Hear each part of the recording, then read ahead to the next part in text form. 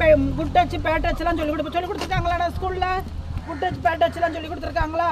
அப்போ உனக்கு தெரியுமா குட் டச் பேட் டச் சொல்லி கொடுத்துருக்காங்களா ஸ்கூல்ல இருந்து? இங்க தொடலாமா? தொடலாமா? இங்க தொடக்கூடாது.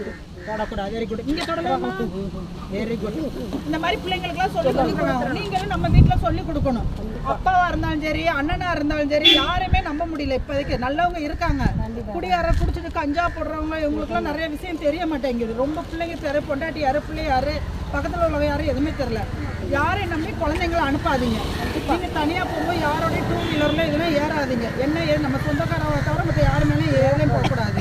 நீங்கள் தனியாக போகும்போது ஒருத்தர் செயினையோ ஏதாவது அக்குறாங்க, போதையில் கஞ்சா போட்டு குடிக்கிறாங்க, அக்குறாங்க, செயினை அத்தாங்கன்னா நீங்கள் என்ன பண்ணுவீங்க? என்னமா பண்ணுவீங்க? டக்குன்னு பயந்துருவீங்க.